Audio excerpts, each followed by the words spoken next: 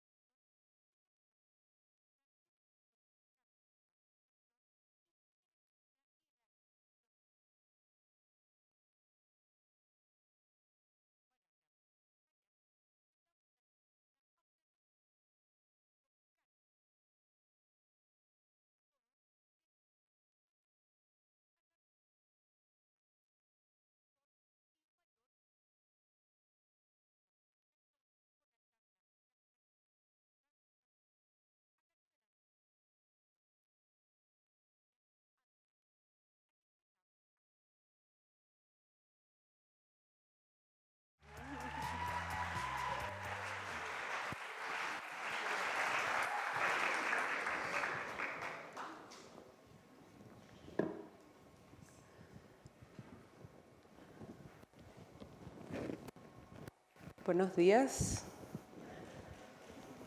Bueno, para mí es un tremendo honor tener esta audiencia que tenemos hoy, especialmente nuestros estudiantes.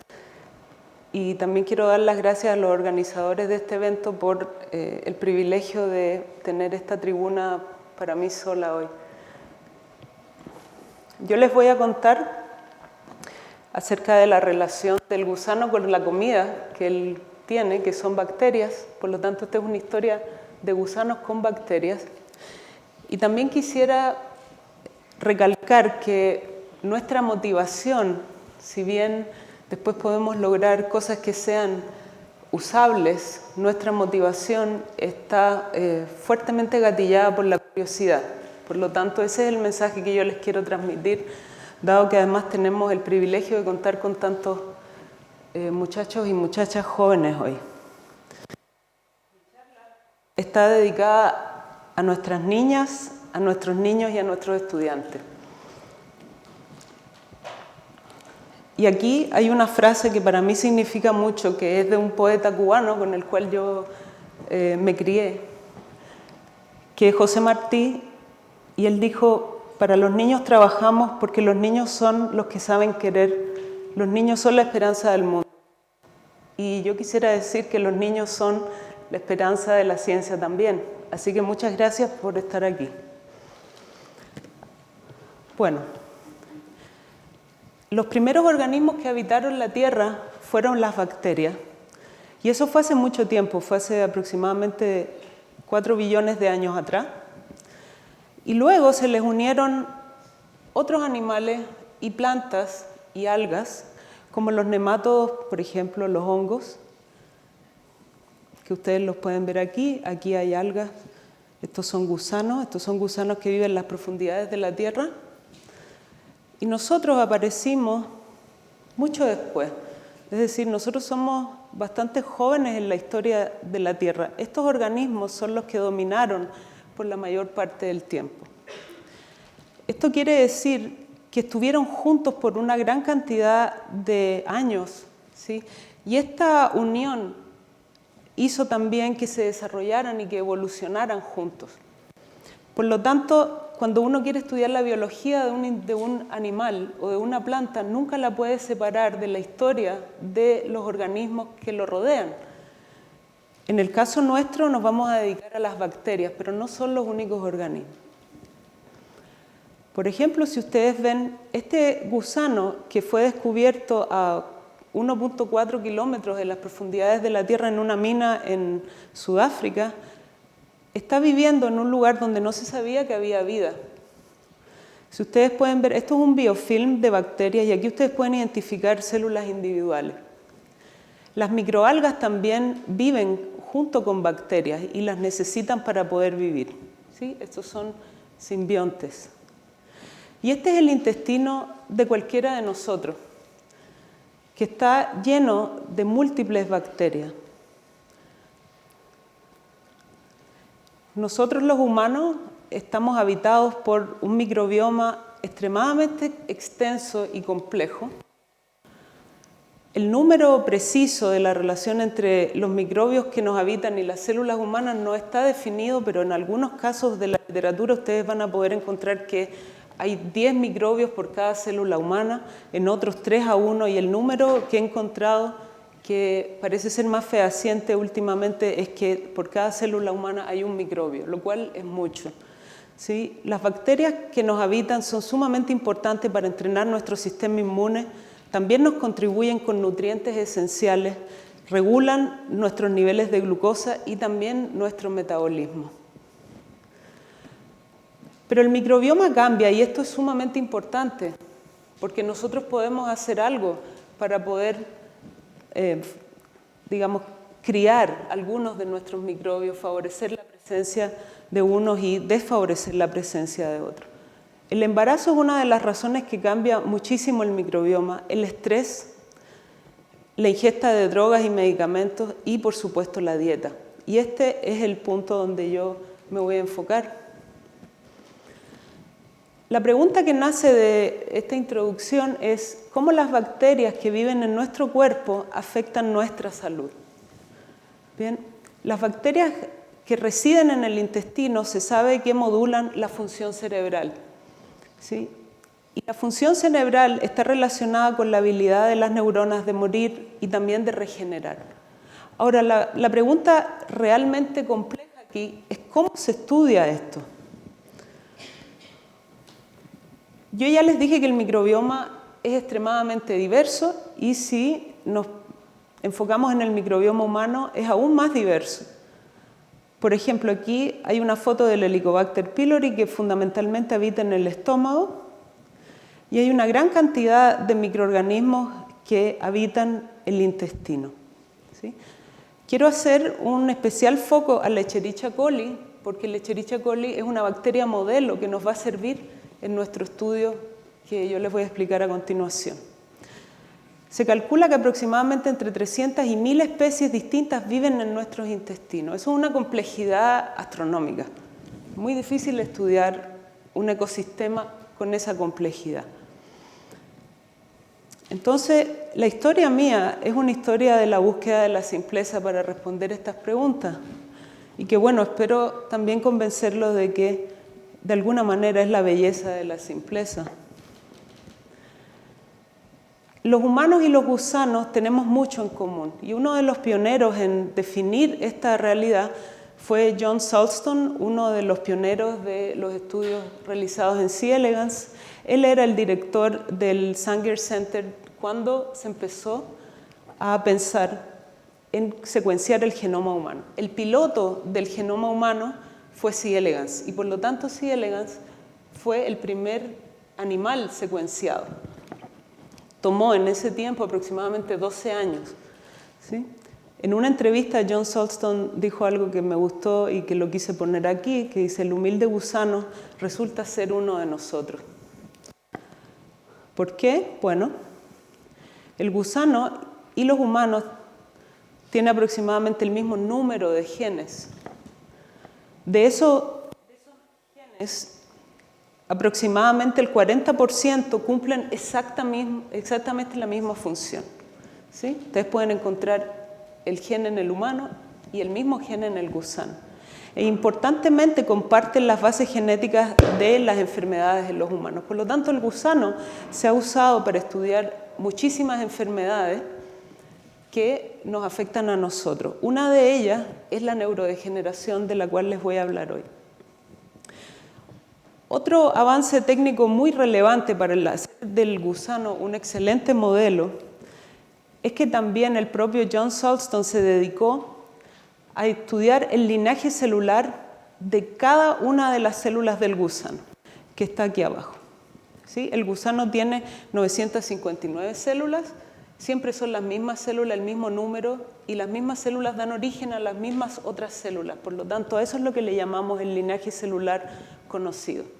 Eso nos permite tener una información acerca del organismo que no tiene precedente. No hay otro animal con este nivel de conocimiento. Eso también impactó el poder desarrollar, primero por John White en el 86, el diagrama de cómo se conectan unas neuronas con otras, que luego fue perfeccionado hasta llegar a una publicación de este año en el cual hay un mapa de cómo se conecta cada neurona con cada otra neurona, y eso nos permite estudiar las bases celulares de los comportamientos. ¿Bien? ¿Cómo se hizo esto? Cortando el animal en minúsculas secciones que se pasaron por el microscopio electrónico y haciendo una segmentación y luego una reconstrucción de estas imágenes, se ha podido llegar a entender el conectoma completo del animal. Otro avance que fue extremadamente relevante es que en el año 62 Osamu Shimomura publicó el descubrimiento de la proteína fluorescente verde, que es una proteína producida naturalmente por la Quoria victoria, que es esta medusa preciosa. Bueno, luego Marty Chalfie tomó ventaja de este descubrimiento y generó el primer vector para expresión de la proteína fluorescente verde en un organismo vivo, que fue C. elegans. Y aquí está la portada de la revista Science del paper de 1994, donde él demostró que se pueden marcar células con esta proteína y de esa manera saber dónde están y cómo son, y además qué genes expresan en esas células. Esto es algo que se usa universalmente en ciencia hoy. Importantemente para el mensaje que les quiero transmitir, los gusanos son bacterívoros. Eso quiere decir que solo se alimentan de bacterias. ¿Sí? Esa es su dieta.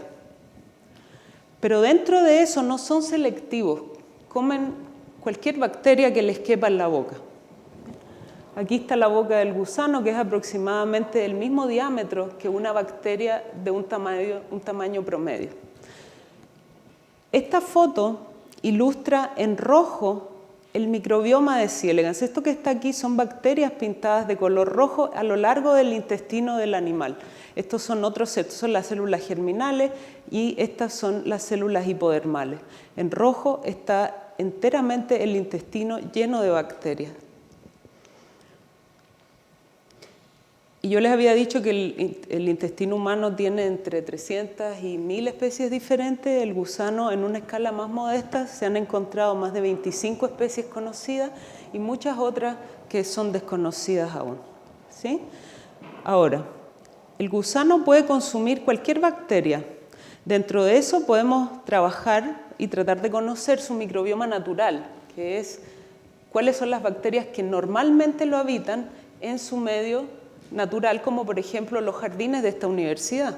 Nosotros aquí aislamos el primer gusano Caenorhabditis elegans chileno y lo donamos al Banco Mundial de Gusanos, y heredó el nombre del Chile elegans. Y para que orgullo de nosotros, el gusano representante de Chile es un gusano de la Universidad Mayor.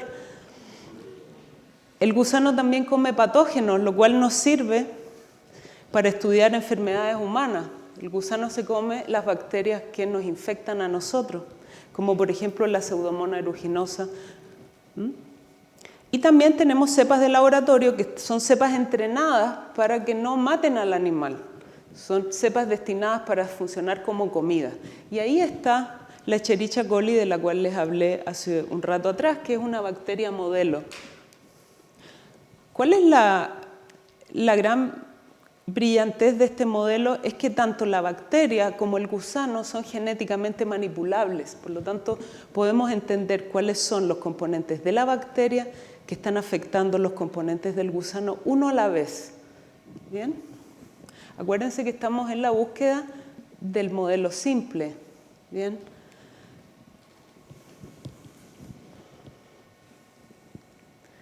Bien. El gusano, al igual que nosotros, también necesita a sus microbios. Lo que ustedes ven acá es una placa de Petri que está sembrada con bacterias. Él puede comer toda la bacteria que quiera y si ustedes se dan cuenta, el movimiento del animal es muy característico, es un movimiento sinusoidal que tiene un arco y tiene un ángulo particular. Por lo tanto, nosotros podemos estudiar todos los componentes de este movimiento. Si se dieron cuenta, también depuso un par de huevos. Nosotros podemos contar la cantidad de huevos que el animal pone, podemos ver la velocidad a la cual se mueve y cómo revierte el movimiento hacia atrás.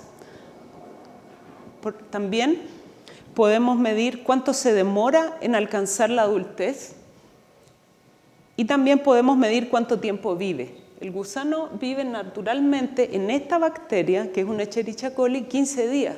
Entonces podemos preguntarnos, si les cambiamos la dieta, ¿vive más? ¿Vive menos? ¿Sí? Entonces podemos estudiar la longevidad del gusano, la fertilidad, el crecimiento en respuesta a la alimentación.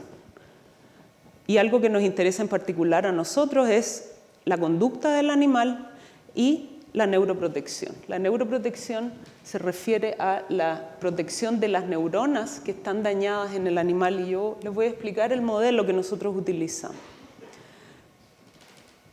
El padre de C. elegans se llama Sidney Brenner.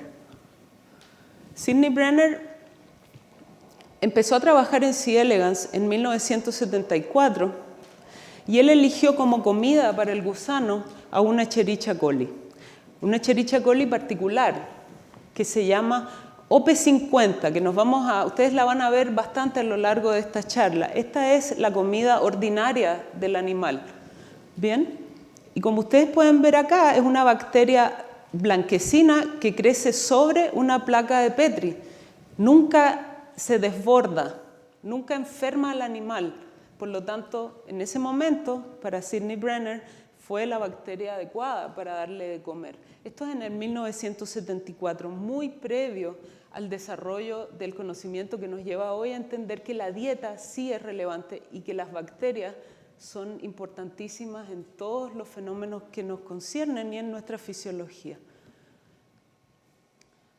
Entonces, quiero llevarlos a la pregunta particular de mi trabajo, que es que cómo las bacterias afectan la neurodegeneración.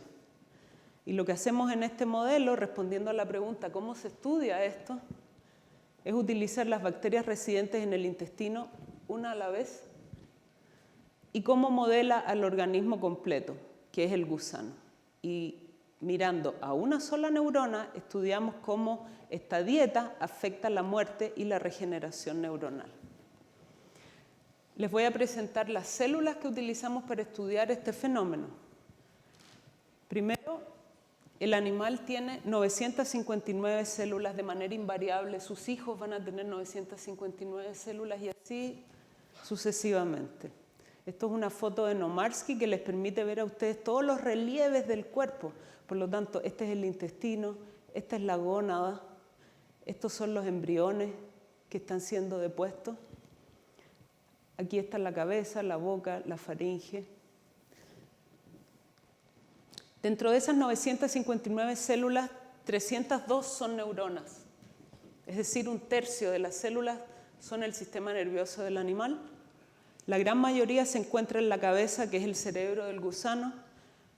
Un grupo grande se encuentra en el cordón ventral, que son las que propician el movimiento, también se llaman motoneuronas. Y en este ganglio posterior hay un cúmulo de células sensoriales. De estas 302 células, 6 células son encargadas de la percepción del tacto suave, son las encargadas de percibir la caricia en el animal. Yo les voy a mostrar cómo nosotros acariciamos a los gusanos y cómo ellos responden a eso.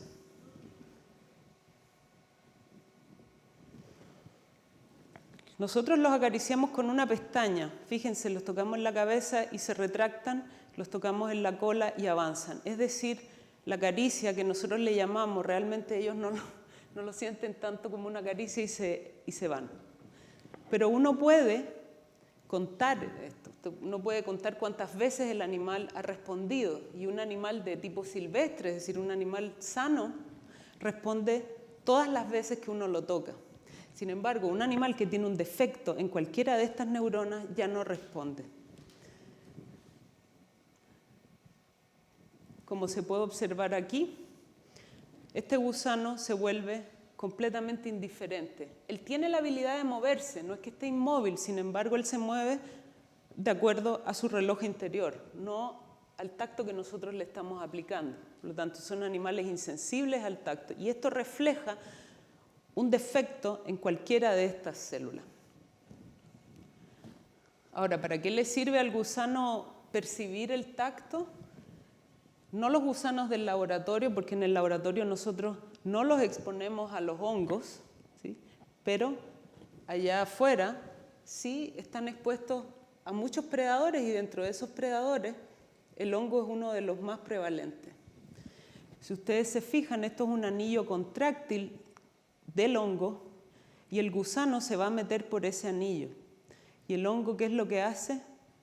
Lo aprieta y lo deja atrapado.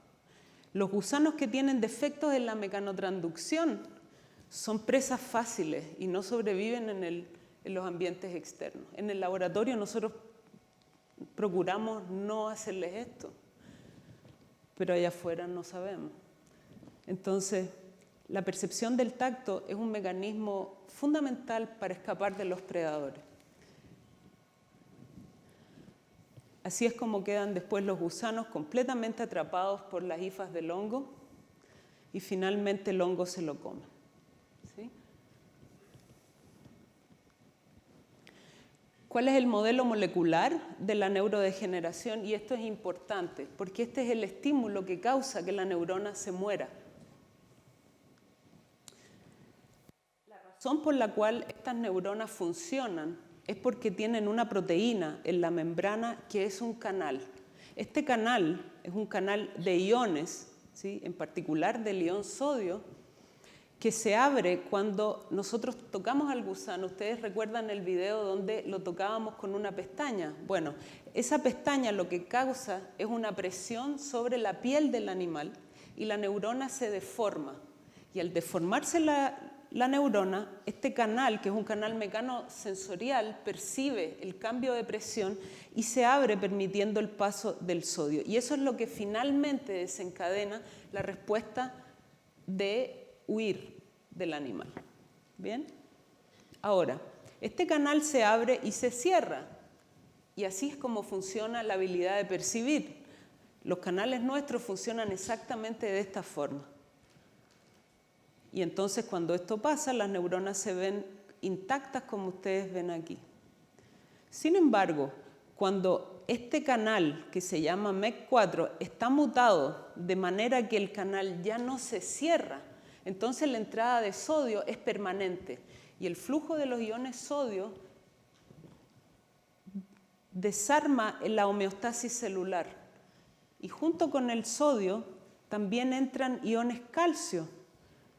Y eso significa que se van a activar una serie de proteínas dentro de la célula que causan finalmente la muerte celular. Estas proteínas están encargadas de destruir los organelos intracelulares y finalmente la neurona Deja de verse así y se ve así. Si ustedes ven esta neurona, que este es el cuerpo de la neurona y el axón, ya no tiene ningún axón y el cuerpo de la neurona está completamente hinchado, porque cuando entra mucho sodio, detrás del sodio siempre entra agua y por lo tanto la neurona termina muriendo por una muerte de tipo necrótica o necroptótica, como también le decimos. Entonces, todo lo que yo les puedo contar o lo que les podría contar un cieleganista está referido a la dieta CONOPE50, que es la dieta de 1974. Solo recientemente nos hemos dado cuenta de la importancia de la dieta. Por lo tanto, aquí vamos a estudiar qué pasa cuando se cambia la fuente de comida, ¿sí? Nosotros nos dedicamos a estudiar una neurona de este circuito, les dije, una bacteria, un organismo y una neurona a la vez. Esta neurona se llama la ABM, como todas las neuronas y todas las células son conocidas, cada una tiene nombre. Y así es como se ve esta neurona cuando está completa, cuando está sana. Ahora, cuando tiene la mutación en ese canal, que está todo el tiempo abierto, entonces la neurona empieza a morir. ¿Y cómo se muere? De una forma muy estereotipada. Primero se corta el pedacito que va hacia adelante y luego se va cortando a distintas distancias a lo largo del axón, hasta que finalmente desaparece el axón y queda solamente el cuerpo celular. Entonces uno puede contar esto y uno cuantifica cuántos de cada uno hay en cada momento, y ese va a ser la progresión de la neurodegeneración. Nosotros hacemos esta progresión en el desarrollo. El gusano pasa por 4 fases larvales, del L1 al L4, y luego se convierte en un adulto en 72 horas. O sea, en 3 días nosotros tenemos un adulto. Por lo tanto, esto es un experimento exquisito porque uno lo hace de viernes a lunes. Lo dejas el viernes y el lunes lees qué fue lo que pasó. ¿Y qué fue lo que pasó? Es esto. En este gusano cuya neurona está muriendo, cuando el gusano es un adulto, a las 72 horas prácticamente no quedan neuronas. Y todas las horas aquí están referidas como horas después de la eclosión. Por lo tanto, la cuantificación del tiempo es máximamente precisa. Aquí no les decimos adultos o juveniles, decimos este gusano tiene tantas horas después de nacido. Ahora, 72 horas después de nacido es un adulto. Aquí les represento la categoría silvestre porque es la que me voy a referir durante el resto de la charla, que son los axones que son capaces de responder. Por lo tanto, si nosotros queremos proteger una neurona, tenemos que buscar un aumento en esta categoría, la categoría que está en verde. Entonces, ¿qué fue lo primero que hicimos? Como estamos interesados en saber cómo afecta la dieta bacteriana la integridad de las neuronas que están destinadas a morir, escogimos varios grupos de bacterias. Primero, las dietas del laboratorio, que son bacterias que normalmente no enferman al animal. Patógenos, como la Pseudomonas aeruginosa, y la microbiota natural, que es la microbiota de la Universidad Mayor, que descubrimos junto con el Chile Elegans. Miren ustedes a las 72 horas la gran diferencia que hace la fuente de comida. ¿Sí? De momento no los quiero preocupar, pero la dieta humana hace algo parecido. ¿Okay? El punto es encontrar cuál de ellas es esta, que es la mejor, y esta, que es la peor. Entonces resulta ser que la bacteria 1974 es la peor. Hemos estado tratando vilmente a nuestros modelos animales, pero descubrimos una que es la mejor, que también es una Escherichia coli. Entonces eso nos permite hacer estudios aún más refinados, porque no estamos comparando 2 especies, sino que vamos a comparar cepas que son de la misma especie.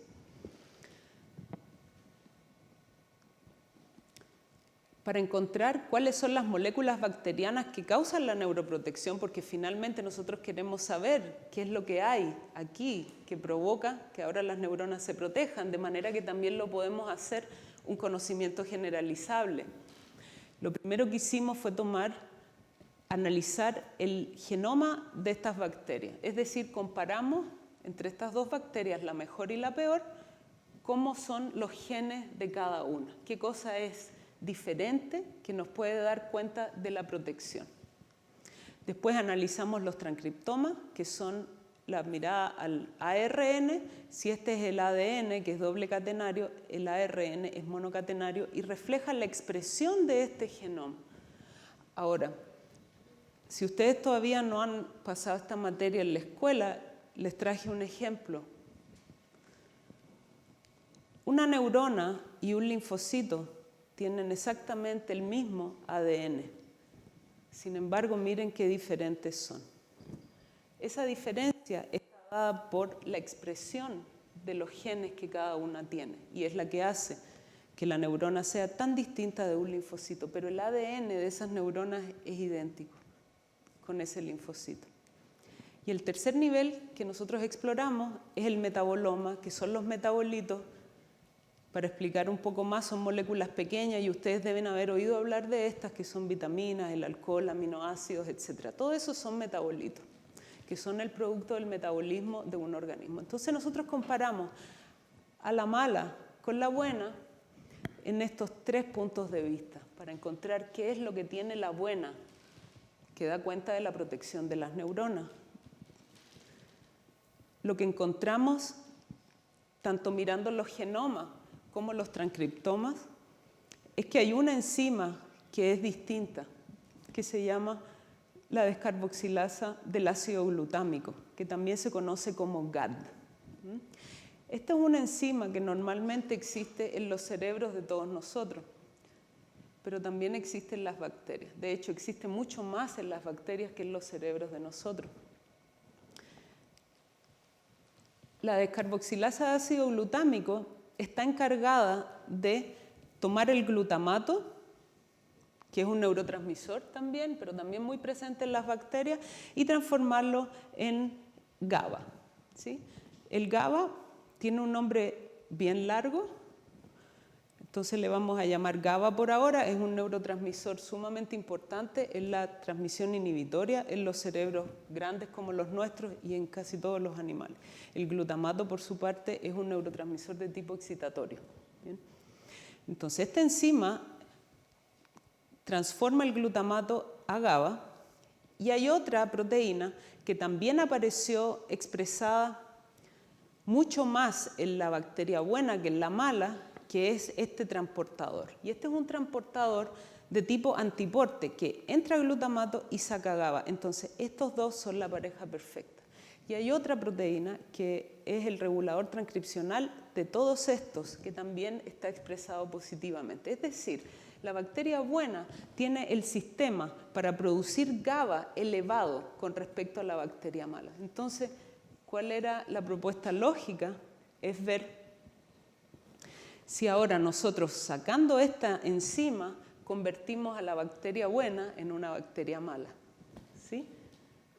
Entonces eso fue lo que hicimos, mutamos este gen en la bacteria. Como les dije, estas son bacterias modelo, por lo tanto nos permiten hacer todo tipo de intervenciones genéticas y generamos una mutante de esta enzima que le llamamos la mutante GAD.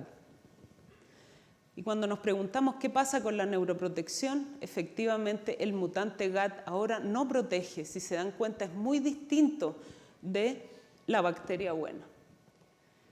Y ahora cuando utilizamos este mutante y le ponemos lo que le falta, vuelve a rescatar la neurona. Por lo tanto, tenemos un excelente candidato aquí. Esto resume los resultados de la genómica y la transcriptómica. ¿Qué pasó con la metabolómica? Lo primero que se hace es comparar a las 3 poblaciones de bacterias. Tenemos el malo, el bueno, y este es el bueno mutado, que entonces ahora se parece al malo. Esto es un gráfico que se construye para ver cuán diferentes son. Si ustedes se dan cuenta, la bacteria OP50 es muy distinta de la bacteria buena. Y cuando esta bacteria es mutada en esta única enzima, ahora esta bacteria deja de parecerse a su progenitor, lo cual significa que el repertorio metabólico es completamente diferente de su madre o su padre. ¿Bien? lo que se hace es entonces extraer los metabolitos que producen estas bacterias y las comparamos. Y encontramos que en las bacterias HT115, que es la que neuroprotege, comparada con la no protectiva, que son estas dos, hay un metabolito diferente, que es el metabolito del cual veníamos hablando, que es el GABA. Entonces, esto es una segunda confirmación de que la enzima es importante y que el producto de esa enzima es importante. ¿Por qué esto es relevante? Porque entonces ahora podemos sacar al GABA de contexto, ¿sí? El GABA es GABA, siendo producido por la bacteria, siendo producido por nuestro cerebro. Si el GABA es bueno, es importante saber cuáles son las bacterias que producen el GABA o cómo conseguir el GABA de alguna manera. Sin embargo, nosotros no nos quisimos solamente quedar con estos ejercicios en la bacteria. Este gráfico demuestra que cuando uno le suministra a la bacteria que no protege el GABA, entonces ahora la bacteria se convierte en una bacteria buena. Lo que nosotros queríamos saber es cómo ocurre este proceso. Y la pregunta entonces es cómo estas moléculas bacterianas promueven la neuroprotección. ¿Sí? Una cosa es qué es lo que neuroprotege y ahora ya nos pusimos ambiciosos, queremos saber cómo lo hacen. ¿Bien? Para eso tenemos que entender cómo se alimenta el gusano. Miren a esta parte de la cabeza. Esto que está aquí es una especie de moledor que está bien mostrado acá. Cuando el gusano se empieza a comer las bacterias y las bacterias se mueven a lo largo de la boca de esta manera, primero se hincha la primera cavidad y luego todo el contenido pasa hacia el fondo donde es molido. Y ese molido pasa a través de este dispositivo que está aquí, que es un moledor realmente de bacterias, pero tiene algunos agujeros por algunas partes, por lo tanto algunas partículas pueden pasar. Y todos esos contenidos se vierten al intestino, que empieza por acá. Entonces, acá es donde está el moledor, las bacterias entran por la boca, se van moviendo a lo largo de la faringe, pasan por el moledor y el contenido se vacía al intestino, que es aproximadamente por aquí. La gran pregunta es, ¿cómo llega esa molécula neuroprotectora desde la bacteria, que es el alimento, hasta la neurona? ¿Cómo lo hace? ¿Cómo llega el producto o cómo llega el efecto del producto? Pueden ser ambas cosas. Y aquí les dibujo todo el recorrido que tienen que hacer esas moléculas, que empiezan por aquí, que este es el lumen intestinal, tienen que atravesar la célula intestinal y toda una serie de otras estructuras que incluyen la gónada, el músculo, la hipodermis, etcétera, hasta llegar a la neurona. Entonces, ¿qué es lo que nosotros decidimos hacer? Estudiar los transportadores, que son las moléculas que permiten el pasaje desde el intestino hacia la neurona de este producto. Entonces miramos los transportadores de GABA en el gusano. Si ustedes se acuerdan, los gusanos y las bacterias y los organismos en general y las bacterias viven juntos hace mucho tiempo, por lo tanto estos son mecanismos ancestrales que están muy bien refinados. Entonces nosotros estamos tratando de estudiar algo endógeno que tiene raíces muy, muy antiguas. Por lo tanto uno se imagina, si esto ha tenido tanto tiempo para perfeccionarse, que este camino del alimento hacia la neurona está bastante establecido. Por lo tanto, nos dedicamos a mirar aquellas proteínas que tienen la habilidad de permitir el paso de este metabolito de un tejido hacia el otro. Y encontramos unas cuantas cosas. Con excepción de esta proteína, todas las demás son relevantes para poder neuroproteger. Lo que estamos mirando aquí es cuando mutamos todos estos transportadores, ¿qué es lo que le pasa a la neurona? Y si ustedes ven aquí las barras que tienen estrellitas, son las barras en las cuales la neuroprotección se perdió. Por lo tanto, aquí hemos descubierto que el GABA tiene que viajar desde el intestino hacia los tejidos para poder ser capaz de proteger.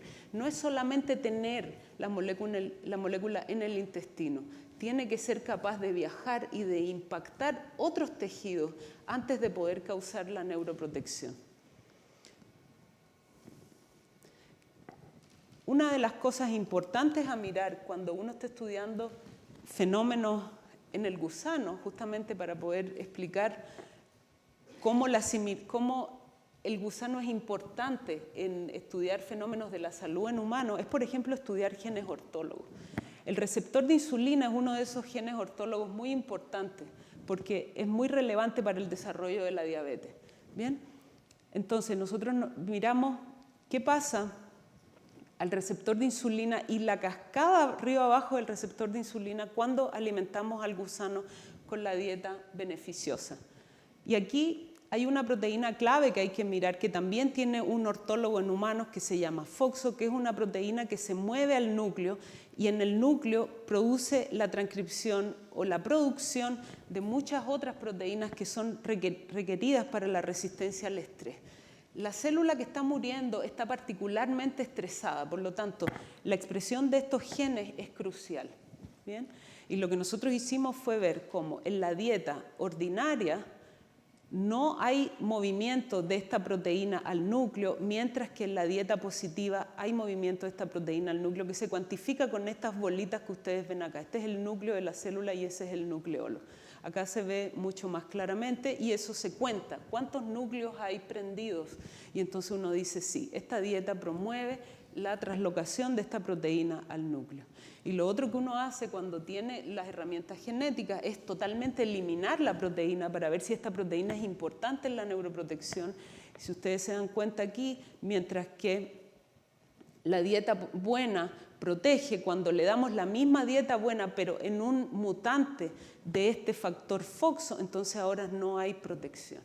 Por lo tanto, estamos entendiendo cuáles son las bases moleculares de la protección en el organismo. Y todas estas proteínas, tanto FOXO como el receptor de insulina, son de humanos. Estos son notas para llevarse a la casa.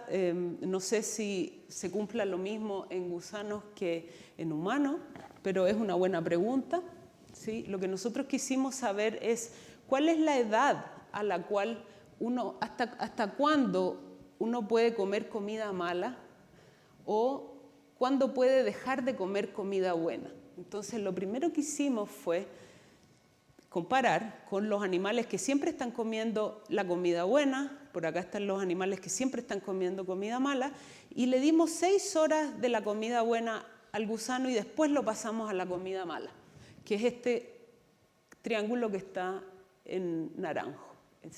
El gusano era extremadamente joven, era el equivalente a los estudiantes más chicos que hay acá en este auditorio. Estos de las 12 horas son probablemente los que están en cuarto medio. ¿Ya? Entonces, esto quiere decir que dar la comida buena tempranamente, aunque sea por poco tiempo, es mejor que haber comido comida mala toda la vida. ¿Sí? Es decir, si uno tuvo la suerte de haber comido bien, estoy antropomorfizando el gusano, ¿no? Durante 12 horas en la vida de uno, entonces tiene un buen pronóstico. Por otro lado, ¿qué pasa? Si uno le da primero la dieta mala, ¿puede rescatar ese error? ¿Sí? Cuando las horas en las cuales uno le ha dado al gusano la dieta mala son pocas, es decir, es un gusano muy jovencito, eso se puede arreglar. Sin embargo, si el gusano consumió comida mala hasta la edad de la adolescencia, casi que no tiene solución, porque miren lo que pasa, no se puede levantar. ¿Bien? Ahora, ¿qué importa la historia de nuestros padres? Uno se podría preguntar si los padres tienen una buena dieta o si los padres tienen una mala dieta. ¿Cuánto impacta eso a las progenies? ¿Verdad? Eso sería un lastre pesado con el cual cargar. Lo que demuestran los gusanos es que la historia de los padres no importa, es uno el que forja su futuro dietario. Entonces aquí tenemos las madres e hijos en la dieta buena. Las madres en la dieta mala y los hijos en la dieta buena se dan cuenta que no hay diferencia, ¿sí? Si por el contrario tenemos a las madres y a los hijos en la dieta mala, no, la madre en la dieta buena y los hijos en la dieta mala comparado con madres e hijos en la dieta mala.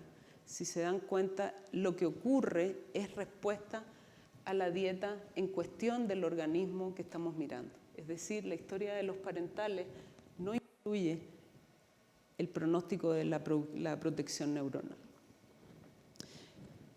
Por supuesto que el trabajo científico nunca es el trabajo de una persona sola. Nosotros trabajamos en equipo y yo tengo el gran honor de trabajar con este equipo. El trabajo que les presenté hoy fundamentalmente es la tesis de doctorado de Arles Urrutia, con la contribución de muchas otras personas que las menciono aquí.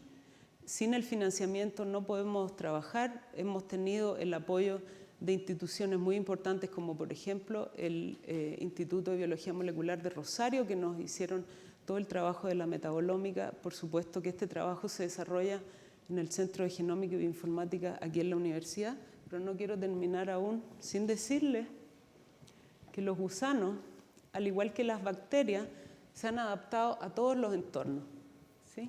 De cada 5 animales en el planeta, 4 son nemátodos. De ellos, la gran mayoría comen microbios. Solo algunos son parásitos.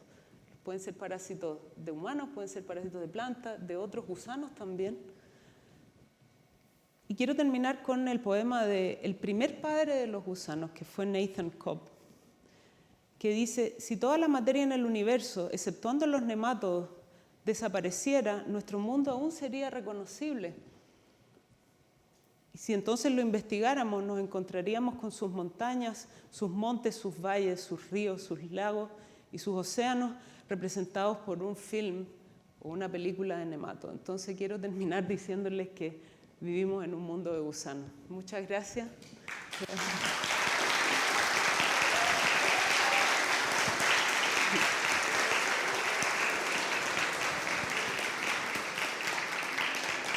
Le damos gracias a la doctora Calixto por su interesante charla. Ahora los invitamos a una ronda de preguntas. Un monitor se acercará a ustedes con un micrófono.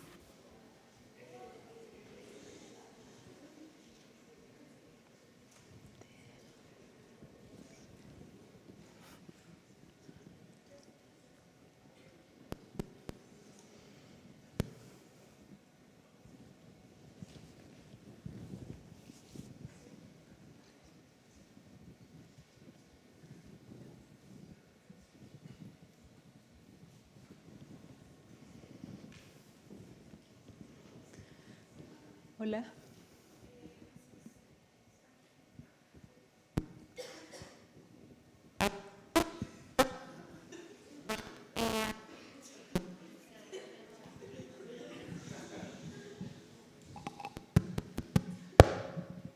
Yo puedo repetirla si te escucho.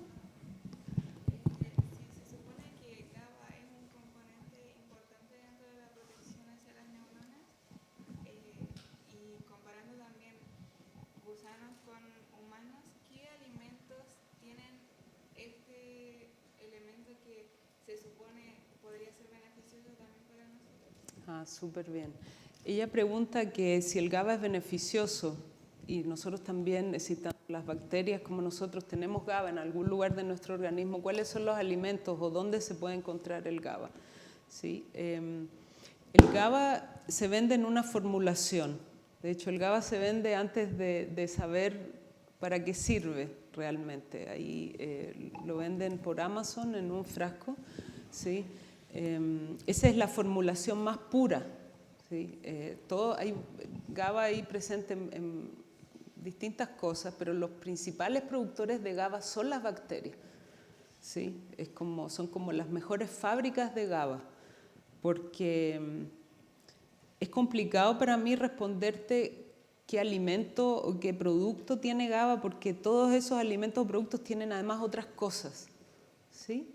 Nosotros tenemos una serie de bacterias en nuestro intestino que son fuertes productores de GABA. Una de ellas son los lactobacilos, por ejemplo, los bifidobacter también, ¿sí?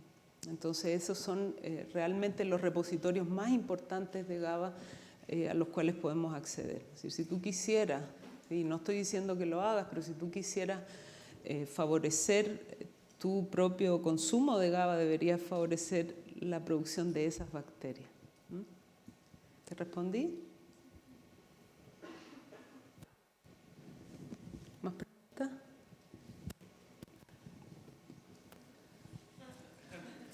Es como Hermione Granger.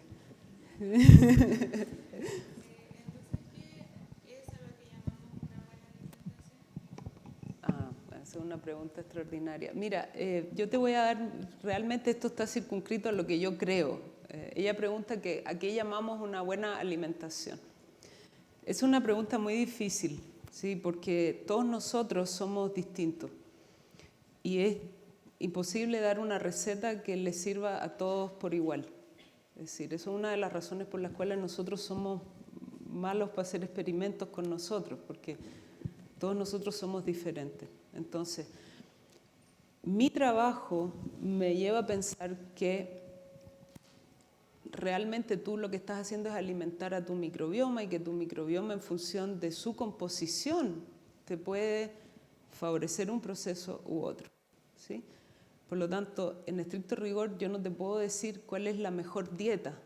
Tendría que estudiarte a ti en particular, estudiar a otro en particular. Hasta ahora yo no he encontrado recetas que sean globales. Por ejemplo, los probióticos no son buenos para todos. Hay gente que los probióticos le hacen muy bien y otra gente que los probióticos no le hacen tan bien, ¿sí? Entonces es un apresuramiento decir esto es una buena dieta y sería irresponsable de mi parte, ¿sí? Lo que tú sí puedes hacer en algún momento es averiguar cuál es la composición de tus bacterias y eso va a ser mucho más ilustrativo. Es probable que tu microbioma sea diferente incluso al de las personas en tu casa. El microbioma está determinado por varias cosas también, como te decía. Cambia de acuerdo a la dieta, cambia de acuerdo a los medicamentos, cambia durante el embarazo, el estrés, etc.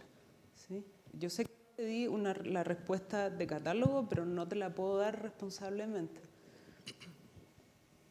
Andrea, yo te quería preguntar, aquí en la presentación hablamos también de neurodegeneración y hoy día tenemos una población que está envejeciendo muy rápido, que ya está envejecida, entonces yo quería saber de qué forma se puede como extrapolar lo que hablamos de la neurodegeneración en los gusanos a los humanos.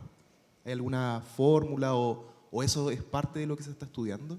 Sí, nosotros nos dedicamos a estudiar los principios elementales y la forma en la cual las neuronas que tiene el gusano que yo les mostré hoy mueren es una forma canónica que se aplica a la muerte de cualquier neurona al final.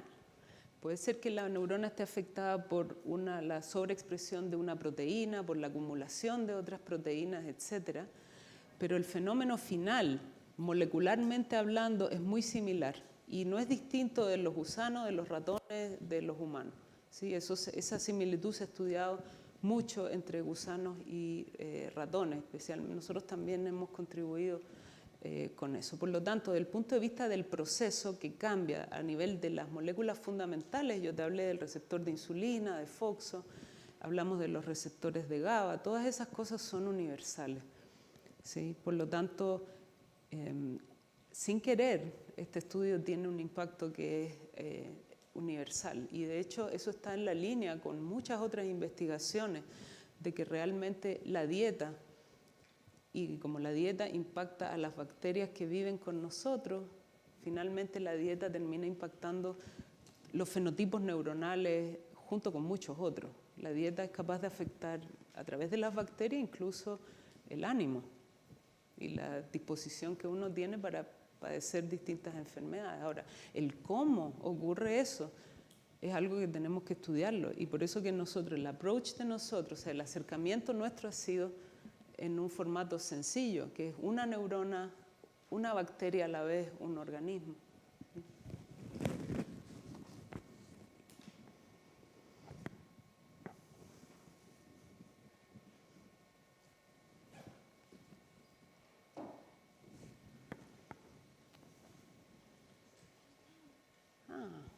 Por aquí.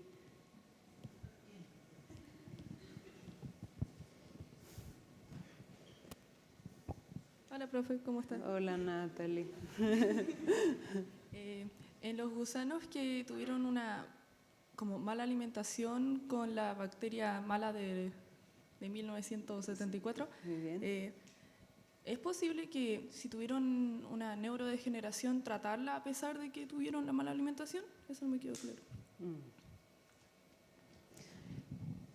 Claro, la respuesta, de acuerdo a la presentación, depende del tiempo en el momento específico del desarrollo que tú lo hagas. Ahora, otro trabajo del cual no les hablé, porque además está ya publicado, es decir, se puede leer, es el trabajo que hizo un estudiante llamado Mauricio en el laboratorio, en donde él demuestra que hay un tratamiento particularmente dramático que promueve la regeneración y que es la entrada en diapausa, que es un estado muy parecido a la hibernación.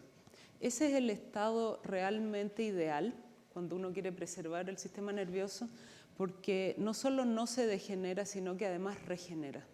Y ese proceso incluye una intervención muy dramática que es dejar de comer.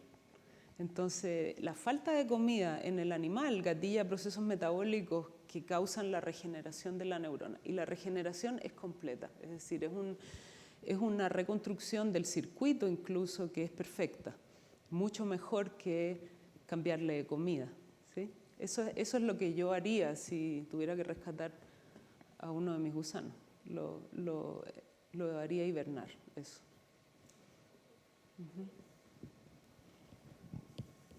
Hola, tú habías dicho previamente que tú podías como analizar tus bacterias y como de acuerdo a eso podías adaptar tu dieta. Como a quién voy después de analizarlas de acuerdo a mi dieta para poder contribuir también a la flora bacteriana de mi estómago y mi intestino, como por ejemplo, como a quién voy. ¿Qué hago? Sí, yo trabajo con los gusanos, porque siempre he tenido miedo de los humanos y de estas preguntas. Es una pregunta imposible para mí de responder. Eso requiere que los médicos se eduquen en estos tópicos, se asocien con los laboratorios que pueden hacer estos análisis y de acuerdo a eso hagan un diseño personalizado. Sí. La metodología está parcialmente implementada, de hecho hay trasplantes que se hacen en ciertas patologías, no sé si has oído hablar del trasplante fecal, pero eso se usa con bastante éxito en algunas patologías intestinales. Es decir, la causa del problema o algo que contribuye mucho al desarrollo del problema es la presencia de una flora empobrecida o con ciertas características. Tú le puedes trasplantar una flora de una persona que no es un paciente y eso ha tenido buenos efectos en esa patología en particular. Sí, pero esa es una pregunta muy difícil para mí de responder.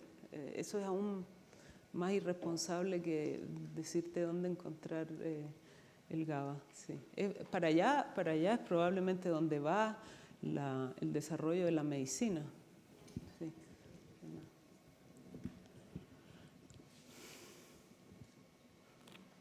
Agradecemos a todos los presentes y los esperamos en una nueva Cátedra del Futuro. Muy buenas tardes.